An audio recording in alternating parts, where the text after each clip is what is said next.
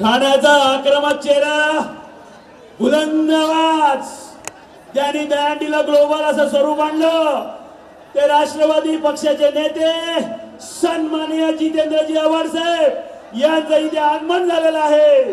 महाराष्ट्र नवनिर्माण सेने परिवाराच्या वतीने आम्ही त्यांचे हार्दिक स्वागत करीत आहोत। ज्याने दहीहंडीला जे ग्लोबल स्वरूप आणलं असे राष्ट्रवादीचे सन्माननीय नेते कार्यसम्राट आमदार जितेंद्रजी आव्हाड साहेब यांचं इथे आगमन झालंय। आम्ही मनसेच्या वतीने सन्माननीय जितेंद्रजी आव्हाड साहेब आपलं हार्दिक स्वागत करीत आहोत। सन्माननीय जितेंद्रजी आव्हाड साहेब यांचं टाळ्या वाजवून आपण सगळ्यांनी स्वागत करायचं आहे।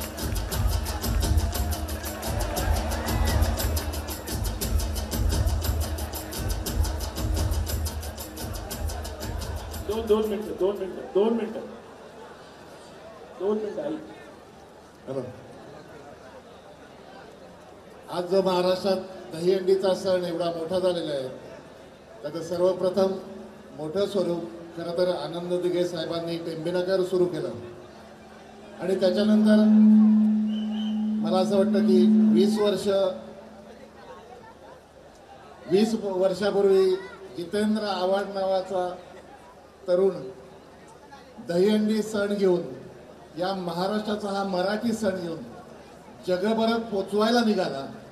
स्पेनचे जे गोविंदा आज सगळीकडे आपल्याला दिसतात त्यांना महाराष्ट्रात नव्हे तर आपल्या ठाण्यात घेऊन येणारा पहिला माणूस म्हणजे डॉक्टर जितेंद्र आव्हाड। संघर्षाच्या माध्यमातून त्यांनी पहिली जी दहीहंडी सुरू केली त्याच्यानंतर दहीहंडीचं स्वरूप वाढतच गेलं। आज व्यासपीठावर खरं तर असे दोन चेहरे आहेत, एक आव्हाड साहेब आहेत आणि सुप्रीम कोर्टाने 2014ला जेव्हा बंदी आणली तेव्हा राजसाहेबांनी मराठी मनांसाठी मराठी सणांसाठी जेव्हा दहीहंडी करायचीच तेव्हा सुप्रीम कोर्टाचा नियम मोडून याच भगवती मैदानावर दहीहंडी सुरू करणारा अविनाश जाधव पण इथेच आहे।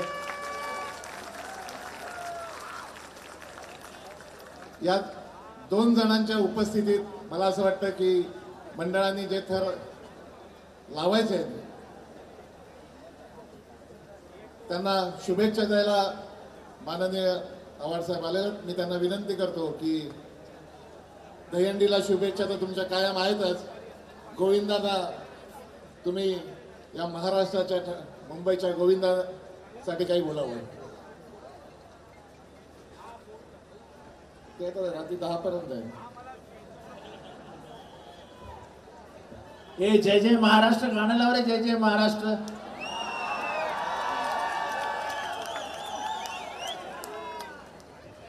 पण सगळ्यांचे हात वरती पाहिजेत।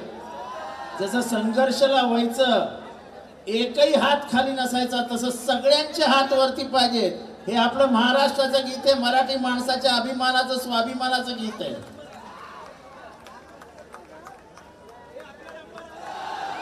बोला छत्रपती शिवाजी महाराज की। एबीपी माझा, उघडा डोळे बघा नीट।